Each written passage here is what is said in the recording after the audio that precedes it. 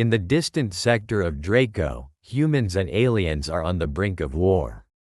A single human act of defiance against alien customs unleashes a catastrophic conflict, threatening the stability of the galaxy. Dive into a tale of intolerance and discover a powerful lesson. Will humanity ever learn the crucial need for cultural respect? If you want to dive into real stories of parallel realities every day, in enigmatic, technological worlds that are completely different from our planet, subscribe to our channel and leave your like. Well, let's go. Chapter 1. The Spark of Conflict * in the dimly lit lecture hall of the prestigious Galactic University. The atmosphere was thick with anticipation as Professor Talon prepared to unfurl the tale of the War of Kur. A seasoned historian with silver streaks glistening in his meticulously groomed hair, Talon commanded attention effortlessly. His deeply furrowed brow and sharp, penetrating eyes reflected a lifetime dedicated to the study of interstellar relations. Students filled the rows, their holographic devices humming softly, eager to document the pivotal moment in galactic history that their professor was about to recount. Behind him, the holographic projector flickered to life, revealing a vast swath of stars interspersed with nebulae, but it soon focused on a specific, intriguing planet, Kur. An idyllic world, cloaked in shades of green and azure, dotted with shimmering lakes and majestic mountain ranges. It danced before the audience, alluring yet deceptive, for beneath its serene surface lay a brewing storm of animosity that had been cultivated over decades. Talon cleared his throat, allowing the image of Kur to resonate in the minds of his students, before diving into the complexities of human and Draco relations. The Draco were a species defined by the elegance of their rituals, their tall, slender forms reminiscent of ethereal beings, with skin that shimmered in hues of indigo and violet, adorned with intricate patterns that told tales of their lineage. They embodied a culture steeped in traditions, where every gesture and ceremony was steeped in meaning, echoing through the ages. In contrast, humans, stockier and robust with their penchant for rapid innovation and conquest, held a belief in their own superiority. Talon elaborated on the Gabriel of Earth, a brutish and ambitious figurehead who championed humanity's right to explore and colonize. Under his governance, a sense of entitlement surged among human settlers. Assured of their evolutionary pinnacle, they scorned the Draco's deep-rooted customs, dismissing them as archaic and prudential. This patronizing regard was the seed from which the crisis would blossom. As Talon's voice resonated through the hall, the depth of the cultural chasm became evident. The Galactic Council had attempted to bridge this divide with decrees, demanding respect and understanding across civilizations. However, human hubris overshadowed these mandates. It was evident in the way they negotiated, often bulldozing through protocols designed to foster peace, further alienating the Draco. In a calculated pause, Talon allowed the weight of his words to settle among the students. He described a scene where human settlers, adorned in their metallic exosuits and wielding technology that pulsed with energy, arrived on Kur. The settlers marveled at the planet's beauty, oblivious to the nuances of the environment around them, the sacredness of the forests, the reverence of the waters, and the whispers of the ancestors carried in the winds. They overlooked the mandatory ritual baths that represented purification, integral to the Draco's customs before interacting with their world. Instead, they bypassed this crucial step with an air of arrogance, believing that their advanced technology rendered such traditions obsolete. As the narrative unfolded, Talon painted a portrait of Yason, the revered priest of Kur.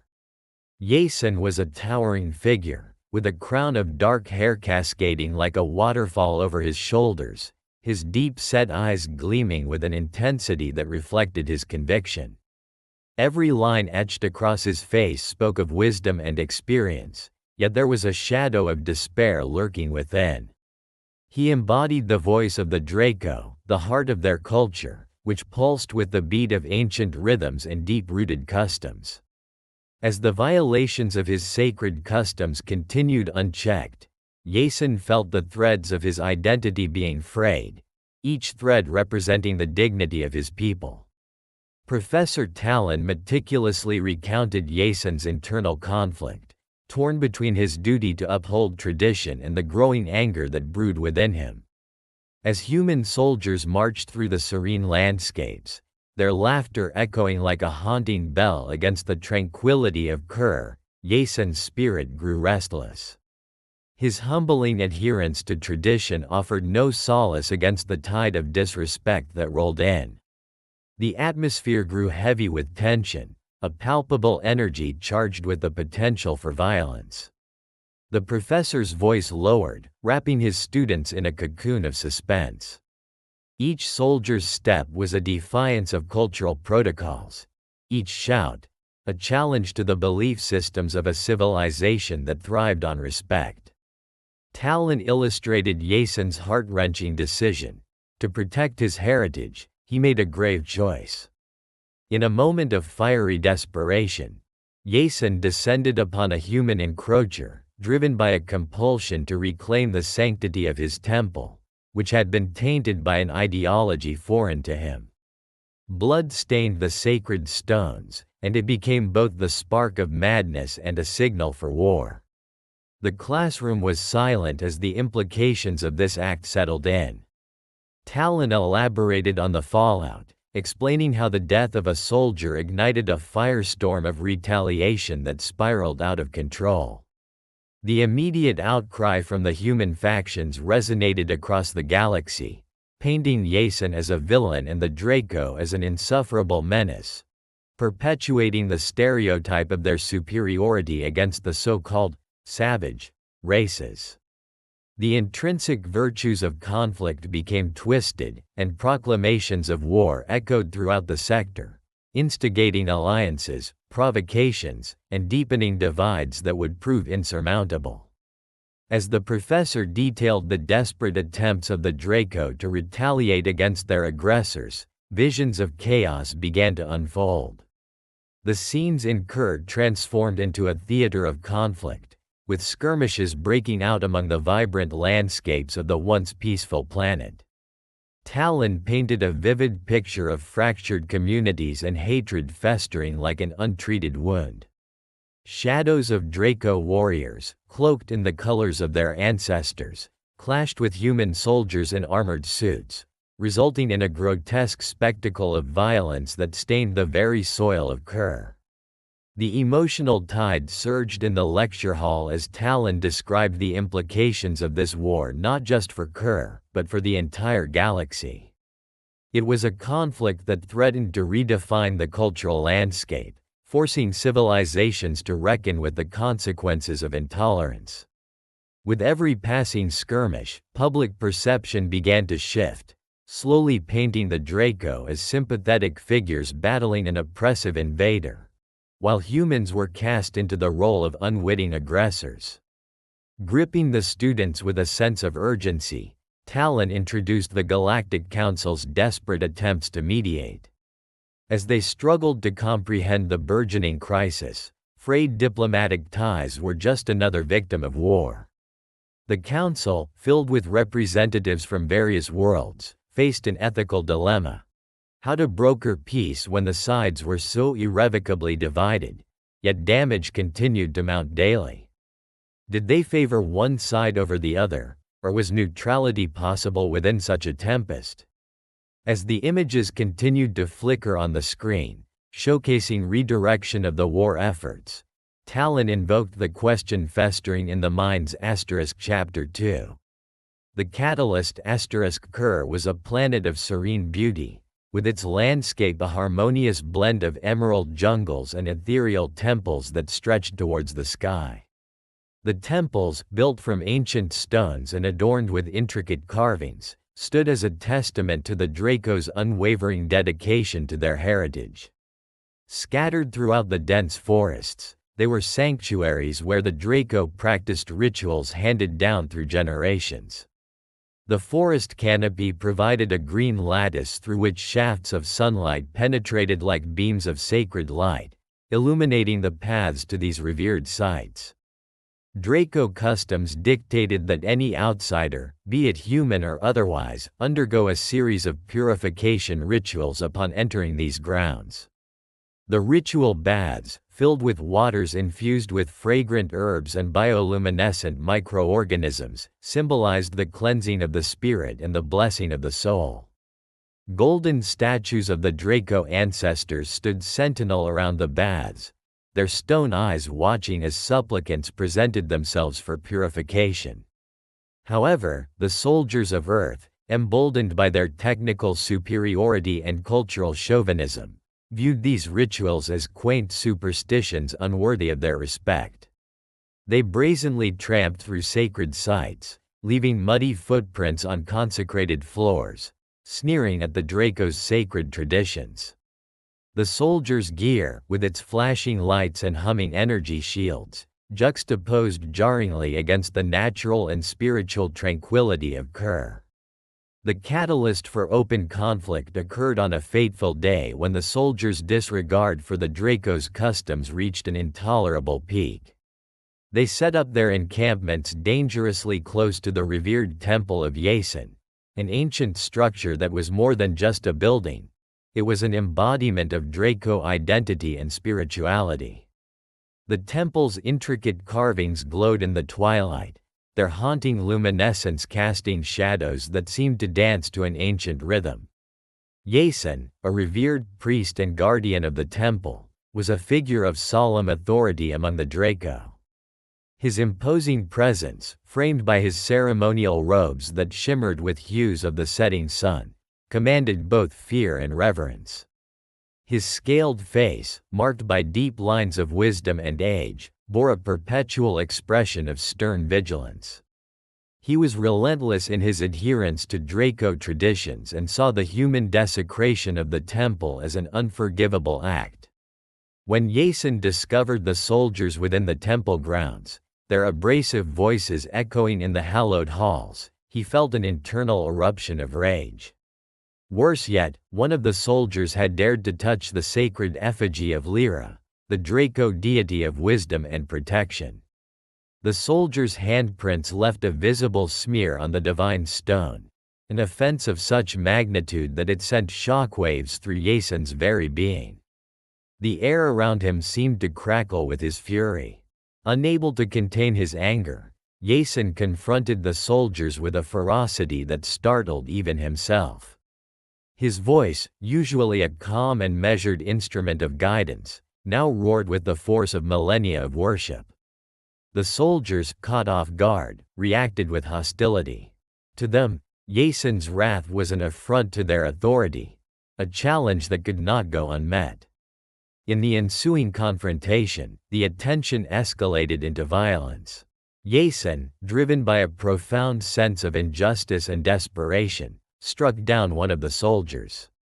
The act was one of both bravery and tragedy, for it was committed in the holiest of places, thus tainting the sanctuary with bloodshed.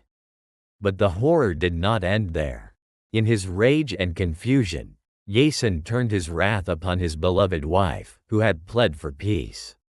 In his delusion, he believed her mired by human corruption, viewing her pleading as complicity. The temple's walls, once silent harbingers of spiritual tranquility, now echoed with the screams of agony and the clash of mortal combat. Yason's actions set off a chain reaction of violence that rippled outward, igniting the long-simmering tensions between the two species into an inferno of rebellion and bloodshed. The Draco, inspired by Yason's desperate act and filled with righteous indignation, rallied to defend their way of life. Small enclaves of Draco insurrectionists emerged from the dense undergrowth of Kur's forests, their ceremonial robes now swapped for makeshift armor, fashioned from the material of their ancestral lands. They were deceptively agile and deadly, using their intimate knowledge of the terrain to ambush human patrols and supply lines. The humans, unprepared and unfamiliar with the land, found themselves at a severe disadvantage. The dense canopy covered the ambush sites, blending the Draco into the environment as they struck from above and below, appearing and disappearing like shadows. Clouds of dense smoke billowed into the sky as battles erupted in the heart of the jungles. The sacred temples became vivid battlegrounds where humanity's advanced weaponry clashed dramatically with the Draco's guerrilla tactics. The eerie glow of the temple carvings was now interspersed with blaster fire and the spark of metal against stone. Scattered among the fallen leaves were the bodies of those who had perished, both human and Draco. The Draco's insurrections were symbolic, occurring during a period of great cultural significance known as the Festival of Ancestors, a time when the Draco honored their dead through dances, feasts, and sacred storytelling. The year's festival was meant to be a unifying event, fostering solidarity and introspection among the Draco people. Ironically, it now served as a backdrop for their conflict, adding to the chaos and underscoring the profundity of the uproar ignited by the humans. The festival's sacred fires, meant to be a glowing tribute to the past, now flickered on fields of conflict, casting long shadows over the warring factions. In the rebellion's chaotic whirlwind, Draco leadership struggled with internal dissension. Strategic decisions often spiraled into heated debates, impeding the necessary coordination needed to mount a sustained resistance. Various sects within Draco culture, some more conservative while others leaned towards progressive ideologies, clashed over the appropriate response to human aggression. Venerated elders of differing societal statuses argued about strategy, whether to seek diplomatic resolution or to escalate the combat. The landscape of Kur resonated not only with the cries of battle but also the echoes of internal conflict amongst the Draco rebels. For the human soldiers, the escalating chaos was initially met with disbelief. Accustomed to military campaigns against technologically comparable adversaries, they underestimated their opponents' resolve and ingenuity. As Draco ambushes grew more sophisticated, the human forces were compelled to adapt quickly, recruiting additional troops from nearby colonies and employing more ruthless tactics. Their initial underestimation of the Draco resolve left many soldiers vulnerable, their formations and tactics laid bare by the unpredictable terrain and guerrilla warfare expertise of their enemies. Officers barked orders in desperation, their voices drowned out by the cacophony of warfare. The blood spilled on Kur's sacred grounds stained the memories and spirits of both sides, creating an ever-widening chasm that no peace talks could readily bridge. The atmosphere grew heavy with the scent of betrayal. Chapter 3. The rebellion unfolds. Rebellion engulfed the planet Kur in a firestorm of vengeance and desperation, a rebellion steeped in cultural significance and bitter animosity. The Draco insurrectors, their spirits unyielding, were secretly armed by allies interspersed throughout the sector. These allies, well versed in the ancient ways and customs of the Draco, funneled resources and weapons through clandestine channels, amplifying the potency of a people determined to reclaim their honor. Kur's skies, previously a tranquil tapestry of deep blues and soft greens, became a theater of chaos as human transport ships landed with ominous precision. The air was thick with tension, a palpable force hanging over the sacred forests and revered temples. The humans, still basking in naivete and hubris, underestimated the depth of Draco's resolve and the seething anger that centuries of oppression had bred. Yet, the rebellion was fraught with internal strife. Disparate factions with varying goals struggled to find a unified front. This disunity threatened to tear the insurrection apart from within, even as the external human threat loomed larger. The Draco fighters, clad in elaborate ceremonial armors embossed with symbols of their ancestors, moved with the grace of practiced ritual. Their movements in battle were almost like a dance, an intricate and deadly ballet oriented by years of tradition. However, the human forces, equipped with their advanced technology and mechanized suits, initially seemed an insurmountable foe. Among the insurrectors was Ellerin, a young Draco warrior with fiery eyes and a heart burning with the need for vengeance. His scales bore the intricate tattoos marking his rite of passage into adulthood, each symbol a story of valor and loss. Ellerin led his small band of rebels through the labyrinthine forest paths that the humans could neither navigate nor understand. Under the canopy of ancient trees, the Draco employed guerrilla tactics, exploiting their deep knowledge of the terrain to launch surprise attacks. This intimate familiarity with the land allowed them fleeting victories against the human occupiers. The humans, initially caught off guard by the sudden ferocity and deeply ingrained cultural resilience of the Draco, began to fear the forest itself. As dusk fell, the forest transformed into an alien landscape where shadows played tricks on human eyes and every rustle could hide a deadly ambush. Ellerin and his comrades used the night as their ally, a cloak that shrouded their movements and instilled an ever-growing paranoia in the human forces. However, these sporadic victories could not mask the underlying difficulties. The Draco rebels faced significant logistical challenges. Communications were often disrupted by the sophisticated jamming technologies of the human forces. Supplies ran dangerously low as the conflict dragged on, with critical shortages of food and medicine impairing their ability to sustain prolonged skirmishes. Each night, as the rebels regrouped, they were haunted by the memories of fallen comrades, their sacrifices etched deeply into their minds, creating a cycle of grief that fueled their resolve yet frayed their unity. The human counterattacks were brutal and calculated. Led by Commander Magnus Crow, a figure whose cold gaze and impeccable military strategy struck fear into both allies and enemies, the human forces commenced retaliatory strikes designed to break the back of the rebellion. Crow was a veteran of numerous planetary conflicts, his reputation for ruthlessness well earned. Under his leadership, the humans adopted scorched earth tactics, setting ablaze vast swaths of the forest to flush out Draco strongholds. The beautiful, venerable trees, which had stood for millennia, were reduced to ashes in a matter of hours, their destruction a cruel testament to the horror of war. The heartbreak of witnessing their sacred lands annihilated fueled the Draco's defiant spirit. Their leaders, voices hoarse with passion and pain, invoked ancient chants that rallied their warriors. The chanting echoed through the charred remnants of the forest, a haunting reminder of the legacy they fought to protect. Yet, amidst the growing devastation, the old ties of loyalty and ritual began to show cracks under the relentless pressure of survival and loss.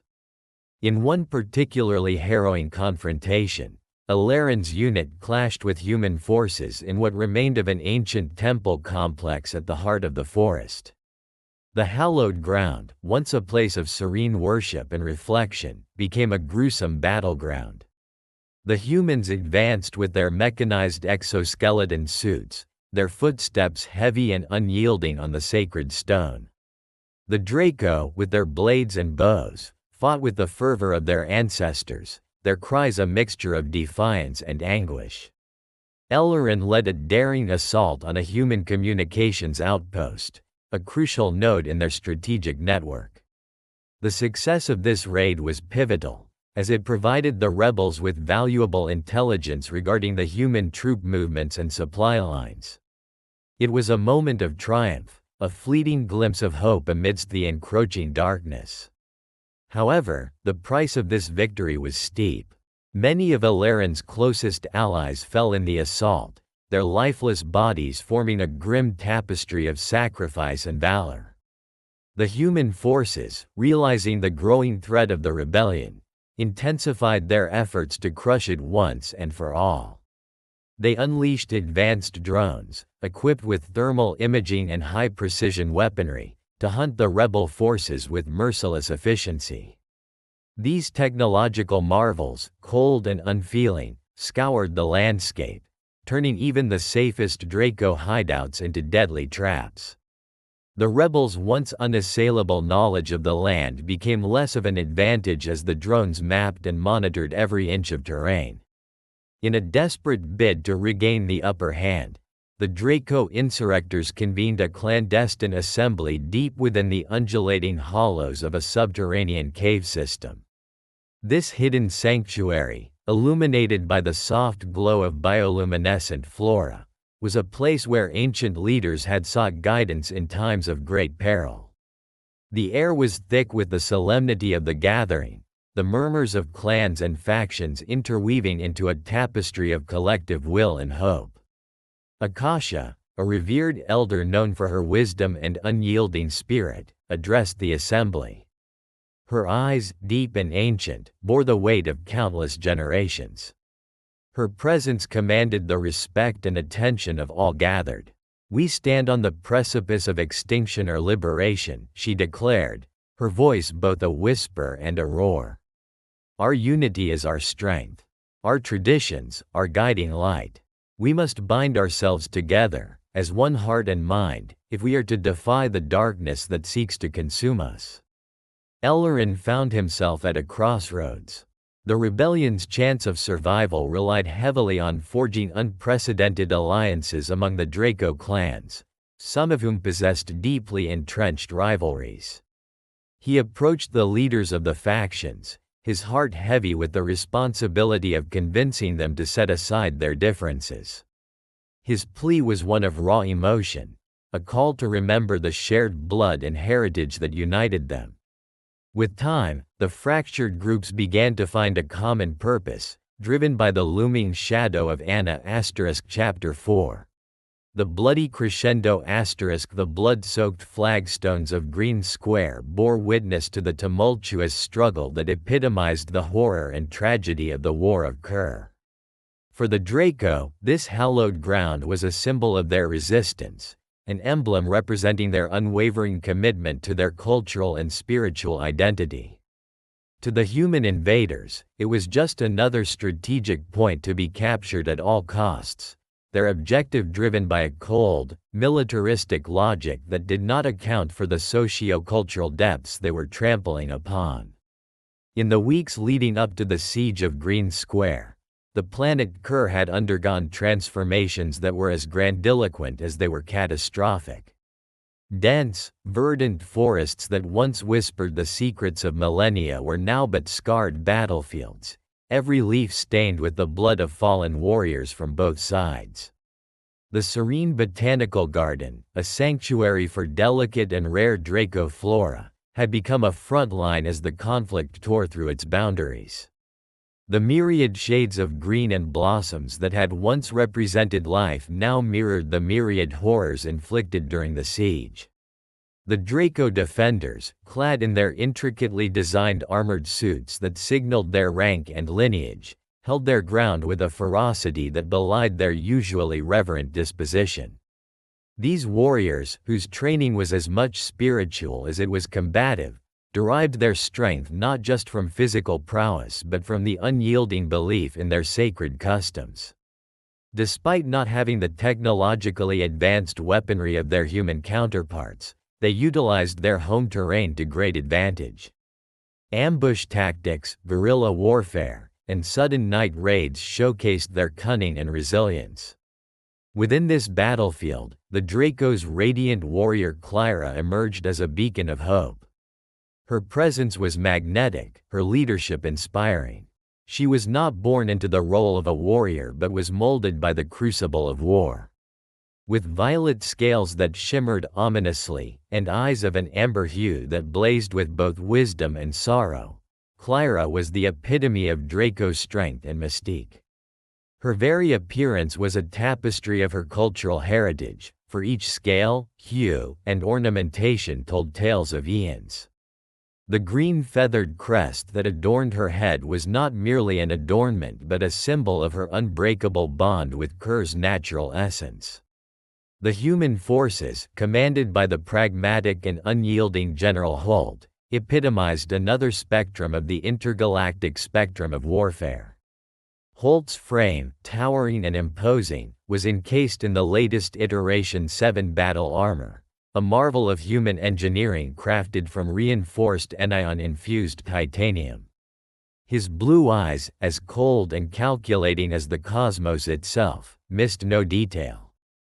Exhaustively trained in warfare, Holt anticipated every move the Draco could muster, but it was the cultural chasm between him and his adversaries that he failed to bridge. On the eve of what would be known as the Green Square Massacre, tension hung palpably in the air. In an effort to broker a last-ditch peace, Holt had authorized a clandestine meeting with Clyra. The meeting took place near a sacred fountain within the botanical garden, a place where it was believed that the energy of the planet Kur itself was most potent. The interaction between Clyra and Holt epitomized the conflict. Clyra's tone was calm, even soothing, but underlined with an iron resolve. Holt's voice was steady and firm, yet prone to the occasional edge of frustration. "You must understand," Clyra began, her voice like a tranquil river flowing through the chaos. "This place, these customs are the essence of our being. Each ritual, each sacred space is part of the fabric of our existence. Our mission is neither to disregard nor to obliterate," Holt replied. "We aim to unify under a common banner, to ensure stability and peace through a standard collectiveness of governance." "Unity through subjugation," Clyra retorted, her eyes narrowing with a glimmer of disdain. "You do not realize the depth of your desecration, the irreparable damage your actions have caused to our spiritual world." The conversation, like the war, was a series of misunderstandings and missed opportunities for true reconciliation. No treaty was signed, no armistice declared. The end of the meeting was marked by the distant rumble of explosions, a portent of the horrors to come. When dawn broke over Green Square, the view was one of haunting beauty.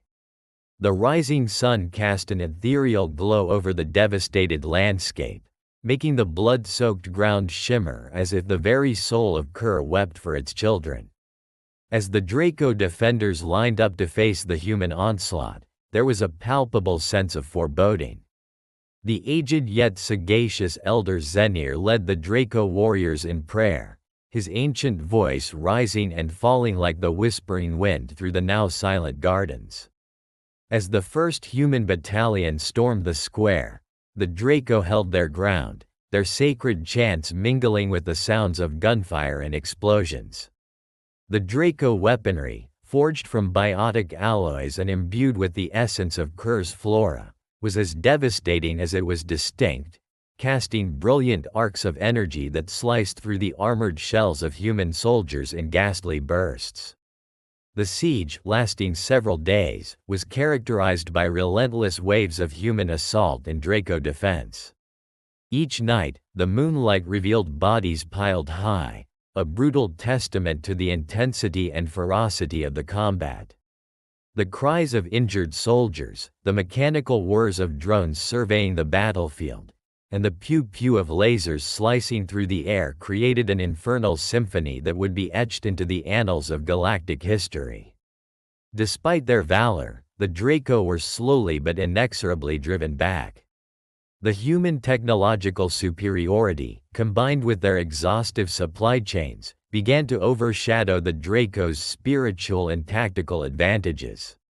Clyra, ever the indomitable leader, made her last stand at the grandiose Temple of Vern, overlooking the Green Square, a place of profound significance. The temple, with its towering crystal spires and intricately carved murals depicting the cosmic tales of Draco ancestors, became the stage for the final act of this gruesome saga. The human soldiers, under Holt's command, encircled the sacred temple, their eyes reflecting both the azure skies above and the steel resolve within. In a desperate act of defiance and reverence, Clyra invoked the ancient rites. Holding the symbolic orb of Kurnam, a relic said to be imbued with the very essence of the Draco ancestors, she chanted incantations that reverberated through the very foundation of the temple. The ground trembled, as if the planet itself mourned with Clyra. However, no divine intervention came to halt the impending doom. The final human assault was marked by an overwhelming barrage of plasma rockets and heavy artillery, reducing the magnificent temple to ruins. Amongst the collapsing spires and the chaotic flurry of explosions, Clyra stood unwavering, her spirit an unbroken testament to her people. Chapter 5. The aftermath and lessons learned. The triumph of human forces over the Draco invaders did not come cheaply. It was a victory that left scars both visible and invisible. Across the lush landscapes of Kur, the residue of countless battles lingered. Shattered temples, scorched forests, and the heavy silence of mourning. The Draco, known for their ancient customs and profound spirituality, were left in a state of deep sorrow. Spatial rifts gaped where once stood holy sites, now rendered desolate by the perils of war. Professor Talon, narrating these scenes to his captivated students, aimed to instill a lesson that transcended mere historical facts. The physical devastation was but a fragment of the larger tragedy. The most significant cost was the breakdown of trust between civilizations and the comprehension of just how fragile these bonds truly were. The humans, in their misguided belief of superiority, had underestimated the emotional and psychological repercussions of their actions. Professor Talon described the silent weeping of the Draconian elders as they stood among the ruins, their tears mingling with the ashes of their once sacred grounds. Each tear was not just a symbol of loss but an epitaph to an era of misplaced arrogance. As weeks turned into months, the immediate thrill of victory gave way to reflection. Human soldiers who had returned to Earth carried with them peculiar trinkets and relics looted from conquered Draco temples. The age-worn artifacts, some pulsating with a faint, mystical glow, served as reminders of the complex civilization they had attempted to subdue. Additionally, many soldiers bore psychological wounds, grappling with the moral implications of the war. Haunted by memories of the atrocities committed, they found little solace in the accolades conferred upon them. Meanwhile, on Kur, a fragile peace held, but it was one laden with uncertainty. The defeated Draco had withdrawn to the inner sanctuaries of their ruined temples, contemplating their future amidst the stark realities of subjugation. The dragon hierarchs, respected leaders and keepers of Draco traditions, convened in a clandestine council. Within the hallowed chambers, where ethereal luminescence from bioluminescent flora bathed the room in a soft glow, they deliberated the path forward. The hierarchs debated not just the practicalities of rebuilding, but the crucial dilemma of whether to seek revenge or peace. The Galactic Council, an authoritative body representing numerous star-faring civilizations, initiated hearings to assess and establish accountability. This tribunal, held in the massive intergalactic halls, saw delegates from various species testifying about the injustices inflicted and endured. Holographic records of the sieges and battles were examined, along with emotional testimonies from survivors. The ambiance was heavy with an urgency to deter future conflicts, making the proceedings far from mere formalities. Each accusation and defense bore the weight of a galaxy striving for balance. Amid these tribunals, one testimony stood out: a Draco child named Caliph, who had survived the Green Square massacre. She recounted witnessing her family's demise and the desecration of their sacred temple. Her crystalline tear fell upon the metallic surface of the council chamber floor, resonating with the sound of shattered innocence. This innocent narrative struck a critical blow to even the most hardened delegates, piercing through layers of bureaucratic apathy. It was a stark reminder of the war's human cost, transcending its political ramifications. In response to the widespread condemnation, Earth's Supreme Chancellor delivered a public apology, broadcasted through subspace frequencies to all neighboring sectors. His voice, laden with regret, pleaded for forgiveness and emphasized the vital need for reconciliation. "We stand humbled and sorrowful, recognizing the horror our actions have unleashed," he declared, his visage projected against a backdrop of Earth and Draco imagery. His efforts were sincere yet perceived as too little too late by many Draco survivors, who saw it as a token gesture failing to address the deeper wounds. Efforts to rebuild began in earnest. Human engineers, alongside Draco artisans, embarked on collaborative projects to restore Kur's architecture. These joint ventures fused human technological advancements with Draco's spiritual design principles. Lush forests once marred by the fires of war were reforested with genetically enhanced flora, tailored to thrive in Kur's unique ecosystem. Temples, reconstructed with nanomaterials, became symbols of resilience, embodying both worlds' aspirations toward unity. Yet, beneath this facade of cooperation, a palpable tension lingered. Professor Talon's lecture didn't shy away from these nuances. He spoke of Draco's sages who, beneath the reconstructed temples, nurtured seeds of a new cultural renaissance. They vowed to preserve their identity and customs, now more aware than ever of their cultural heritage's fragility. This renaissance was not just a resistance to external pressures but an introspective journey to rediscover and solidify their core beliefs. Among the younger Draco, there emerged a new philosophical movement advocating for diplomatic approaches and techno-spiritual synthesis. They sought to reconcile their traditions with progressive philosophies obtained through intercultural exposure. Digital libraries containing centuries of Draco wisdom were shared with humans, while Draco scholars studied Earth's history and scientific achievements. This information exchange became a delicate dance of mutual curiosity and trepidation. While some viewed it as a promising step toward mending relations, others feared cultural dilution. A crucial turning point came when a Draco ambassador, Reshinoka, addressed the Galactic Council. She eloquently articulated the war's devastating impact on her people and the profound need for fundamental changes in interstellar diplomacy. Her speech, amplified by advanced acoustic dissemination technologies, transcended linguistic barriers and resonated deeply across diverse species. Resha became a symbol of hope and resilience, her voice an interstellar echo, urging peace and mutual respect. She emphasized that true advancement lay not in technological prowess alone but in the soulful integration of diverse cultural legacies. As Resha's words reverberated, a renewed Galactic Council resolution was enacted, an interstellar charter emphasizing cultural respect and cooperation. This unprecedented document was etched into crystalline archives stored across numerous star systems, symbolizing a unified commitment to coexistence. The military garrisons on Kur were significantly reduced, replaced by peacekeeping and collaborative scientific stations, fostering constant interaction.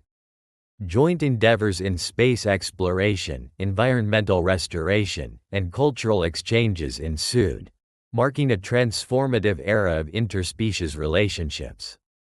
Professor Talon concluded his lecture, underscoring the profound moral.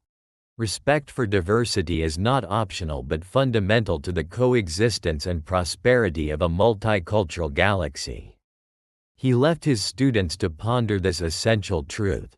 Without mutual respect and understanding, any civilization risks devastation from within and without. Talon's narrative had painted a vivid tapestry, a cautionary tale dense with lessons and a lingering beacon of hope. As the holographic images faded and the lecture hall lights brightened, the students slowly dispersed, each carrying with them thoughts molded by the tales of conflict, loss, and redemption. Through the turmoil of the War of Kur, one truth shimmered like a distant star.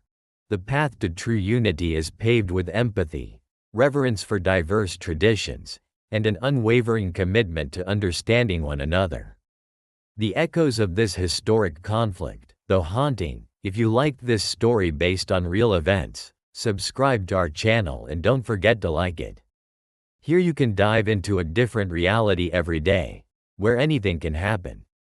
Comment below what kind of story you would like to hear here.